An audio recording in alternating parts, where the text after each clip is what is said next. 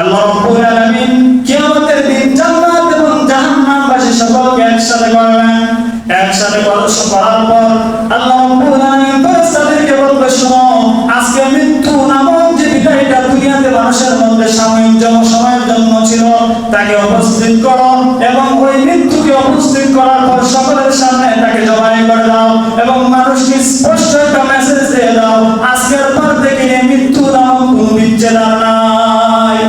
যে মৃত্যুর কারণে তুমি দুনিয়া ছেড়ে গেলে সব শাস্তি মাপ হয়ে যেত, তাহলে আজকে আমি সেই মৃত্যুকে মৃত্যু দিয়ে দিলাম। এখন বলে তোমার মৃত্যু আর হবে না। যদি মৃত্যু না হয় তাহলে কি করতে হবে? জীবিত থাকতে হবে, আর জীবিত থাকতে হলে শাস্তি নিতে হবে। আল্লাহ রাব্বুল আলামিন আমাদেরকে গুনাহ ছাড়া তৌফিক দিন, সকলে বলেন আমিন। আল্লাহ যে আদেশগুলো করেছে সেই আদেশগুলো মানার তৌফিক দান করুন, সকলে বলেন আমিন।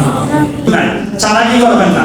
আমি তো বললাম যারা চালাক ছিল তাদের চালাকির জন্য আল্লাহ তাআলা 8টা সিস্টেম এভিডেন্স রেখে দিয়েছেন, যে ওই দিন তোমার সামনে শুরু করা হবে ভিডিও ফুটেজ বলেন, আর আপনার ওই দিন ভয়েস লাগবে, আপনার ওই দিন চিত্র লাগবে, আপনার ওই দিন অঙ্কন লাগবে, কি লাগবে বলেন? ওই দিন আপনার কোনো টেস্টিং লাগবে, টেস্ট যেটা লিখিত থাকে সব আমি দিব, ফাইল লাগবে সব আমি তোমার সামনে আনবো। কোনো মৌখিক কোনো সাক্ষী লাগবে, আমি ফেরেশতাদেরকে উপস্থিত করব। তারপরও তোমাকে এই কথা বলার সুযোগ নেই যে আমি গুনাহ করি নাই, ছাড় পাওয়ার কোনো সুযোগ নাই। একটা সুযোগ আছে যে আমি যা করছি ভুল করছি, এখন থেকে আমি তাওবা করলাম, আর কখনো করবো না, তাহলে আশা করা যায় আল্লাহ মাফ করে দিবেন।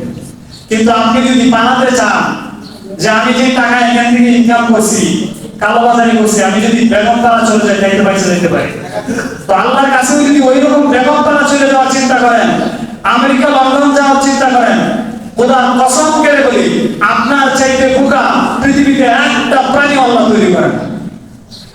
এজন্য আল্লাহ রাব্বুল আলামিন আমাদেরকে বাস্তবতা বুঝে আমল করার তৌফিক দান করুন, সকলে বলেন আমিন।